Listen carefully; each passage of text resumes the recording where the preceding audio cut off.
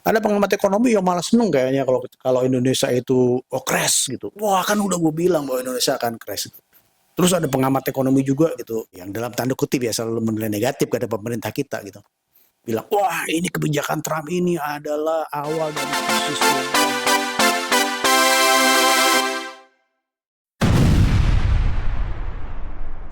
Guys, tau nggak kalau Donald Trump itu presiden Amerika yang baru kepilih akhir tahun lalu dan dilantik awal tahun ini itu baru saja menerapkan policy atau mengeluarkan executive order yang gila-gilaan gitu ya, crazy, banyak banget kegilaan yang dia terapkan gitu ya. Nah, salah satu yang paling gila adalah dia menerapkan tarif hampir ke semua negara di dunia. Ada 180 negara lebih dia akan angkat tarif. Nah, tarif itu apa sih? Lo ngerti nggak guys? Kalau nggak ngerti berarti memang ini hal yang nggak penting buat lo gitu. Tapi kalau lo ngerti ya mungkin ini uh, pembahasan yang tepat buat lo. Tapi buat lo yang nggak ngerti juga sebetulnya ini penting juga sih gitu loh. Tapi karena ini pasti ada pengaruhnya gitu. Ini ada pengaruhnya kepada nggak cuma kepada Amerika, tapi juga kepada negara-negara lain juga yang lebih-lebih lagi kepada Indonesia. Tapi ya nggak langsung-langsung amat sih, nggak langsung dia terapkan kebijakan apa terus ketemu orang. Nah kita balik lagi ke si Donald Trump si gila ini. Nah dia tuh menerapkan apa yang namanya reciprocal tarif. Reciprocal tarif itu adalah dia menerapkan tarif untuk setiap barang-barang yang dijual ke Amerika. Jadi gampangnya gini, kalau lo jual barang ke Amerika, nanti pembeli lo yang ada di sana atau importirnya yang ada di Amerika sana, dia harus membayar tarif atau bisa dibilang bayar pajak lah gampang gitu, pajak impor. Lo mesti bayar pajak ke bea cukai.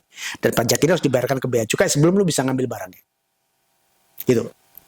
Nah, intinya apa sih? Intinya adalah barang yang lo jual ke sana itu jadi dihargain lebih mahal atau duit yang mesti dibayar importernya tuh jadi lebih mahal karena di samping dia harus jual harga yang lo jual ke sana dia juga mesti bayarin pajak impornya gitu loh supaya dia bisa ngambil barangnya bisa nembus barangnya gitu ke bea cukai.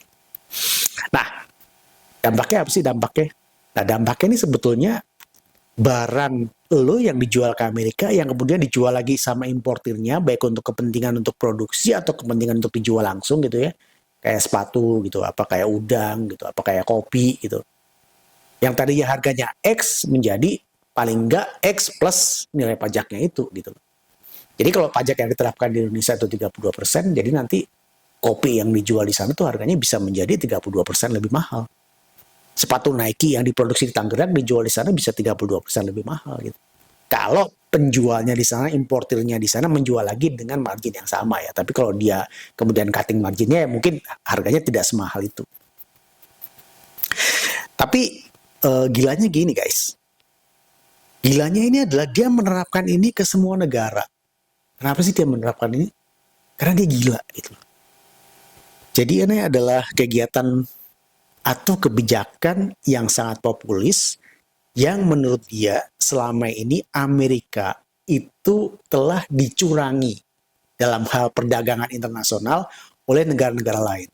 Jadi negara-negara yang ditarifin sama dia ini adalah negara-negara yang perdagangan internasionalnya dengan Amerika Serikat itu surplus. Kayak Indonesia gitu. Dikatakan tarif 32% untuk semua barang Indonesia. Dia bilang karena Indonesia menerapkan tarif untuk barang-barang Amerika yang masuk ke Indonesia sebesar 64%. Jadi dia bilang, wah Amerika baik hati, Indonesia menerapkan pajak barang-barang Amerika 64%, jadi dia kasih pajak barang-barang Indonesia masuk ke Amerika separuhnya aja 32%. Emang gitu ya? Kayaknya sih nggak gitu deh guys. Barang-barang Amerika yang masuk ke sini nggak diterapin pajak sebesar itu. 64% itu adalah defisit perdagangan Amerika sama Indonesia. Jadi gampang gini. Indonesia itu mengekspor barang-barang ke Amerika itu setahun itu mungkin sekitar 450 triliun kalau dirupiahin ya. Kita ngomong rupiah aja, nggak usah ngomong dolar lah, pusing kalau ngomong dolar. Kita ngomong rupiah aja, 450 triliun. Nah, Amerika itu jual ke kita tuh cuma sekitar ya 170-180 triliun gitu setahun. Jadi masih ada selisih kan itu antara 450 triliun sama 180. Itu defisitnya. Nah, defisit itu yang dibilang Trump itu kita mengenakan tarif. Ya suka-suka dia lah. Intinya adalah dia mau neracanya tuh balance. Seberapa banyak kita jualan ke mereka, seberapa banyak itulah dia mau jual ke kita. Intinya sih seperti itu. Nah, makanya Prabowo mengirim eh, tim ekonominya tuh, ada Erlangga, ada Sri Mulyani ke sana sama tim-timnya gitu ya. Intinya untuk nego barang-barang apa aja yang bisa dibeli dari Amerika. Nah, sebelum kita ke situ guys, kenapa ini gila? Karena sebetulnya eh, ini mulai terasa akibatnya yang paling cepat itu adalah di pasar modal. Saham-saham Amerika itu udah mulai jatuh. Saham Tesla itu jatuh sampai di bawah eh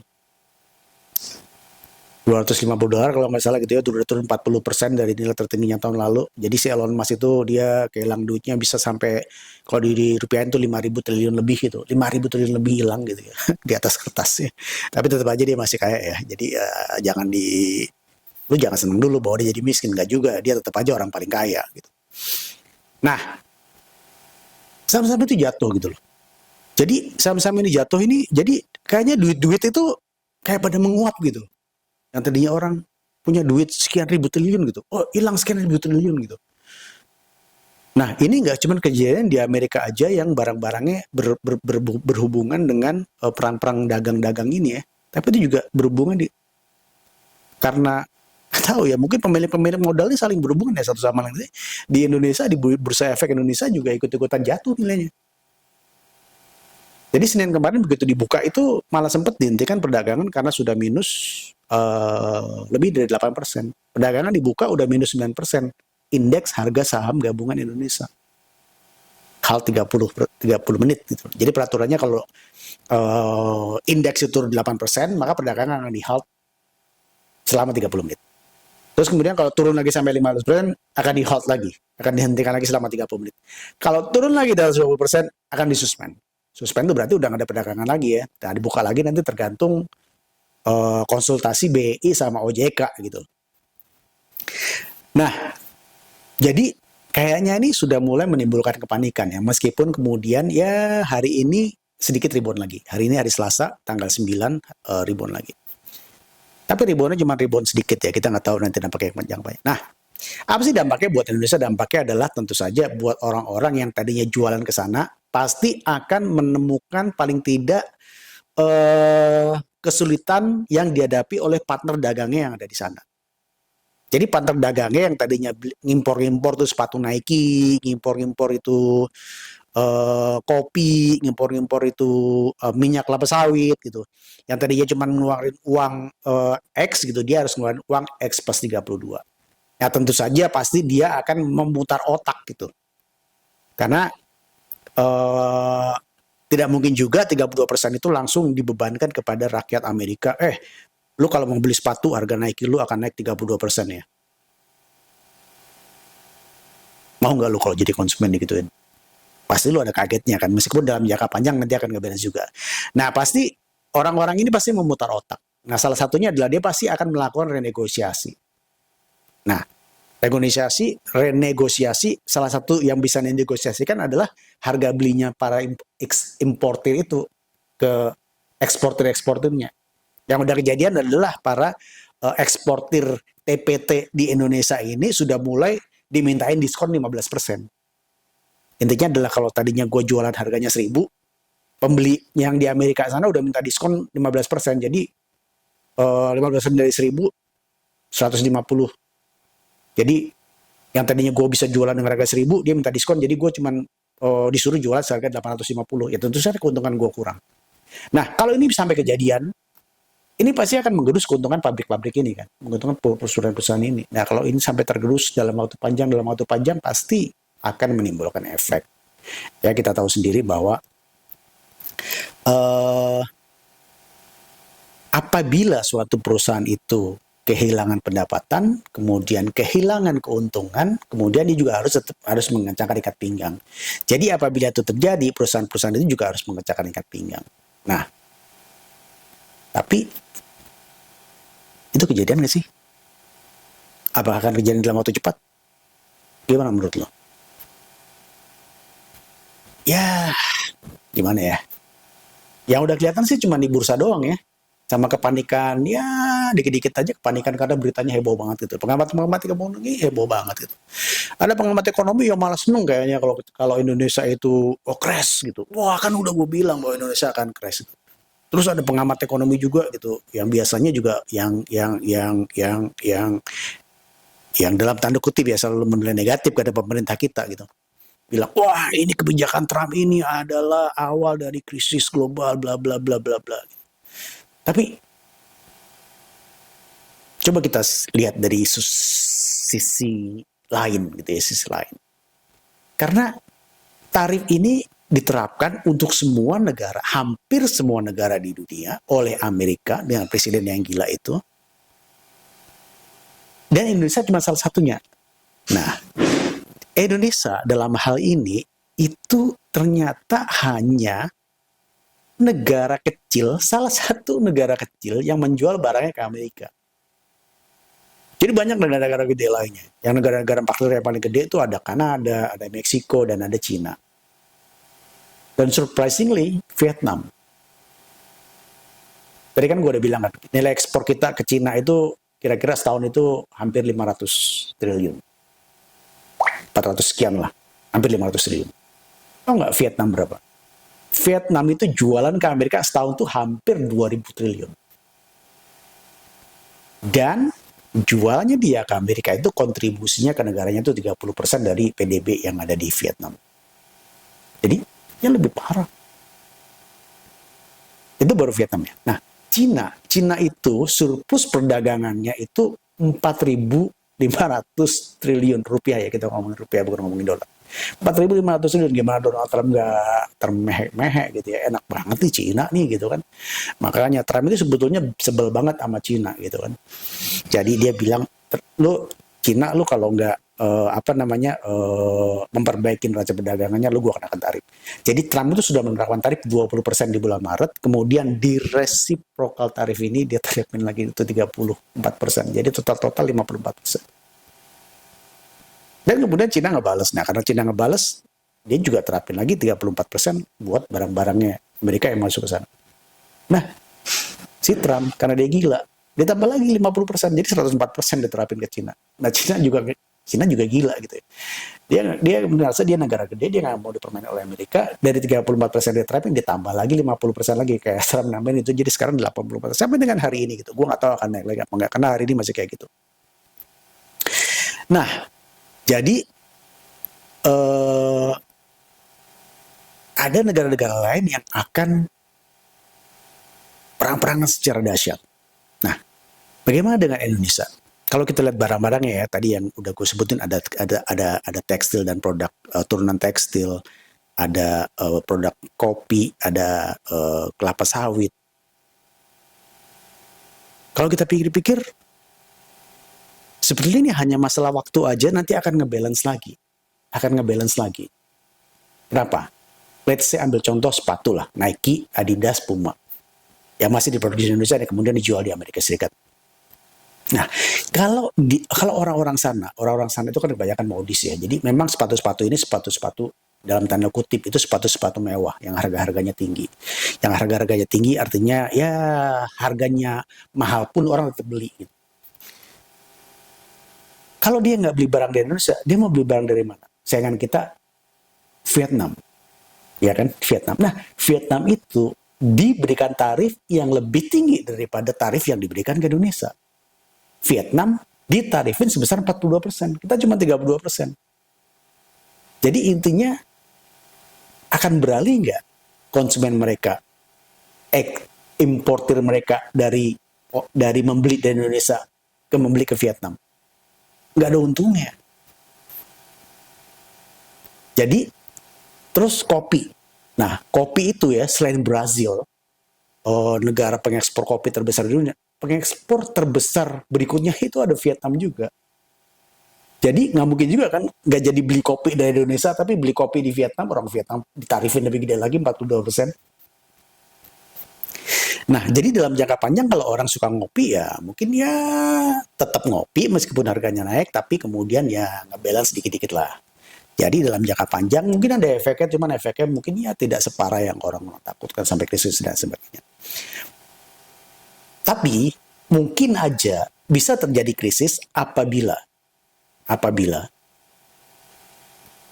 Cina dan Amerika ini tidak berhenti mementingkan egonya masing-masing,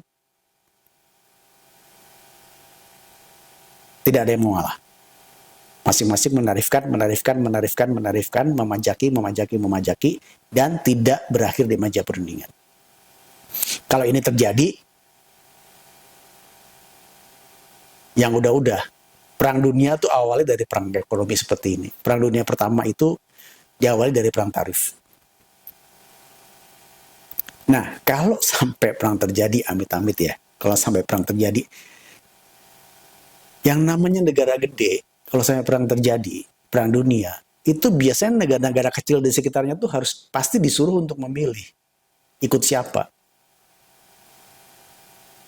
Kalau mau ikut A nanti diperangi sama si B, kalau mau ikut si B nanti diperangi oleh si A, serba salah.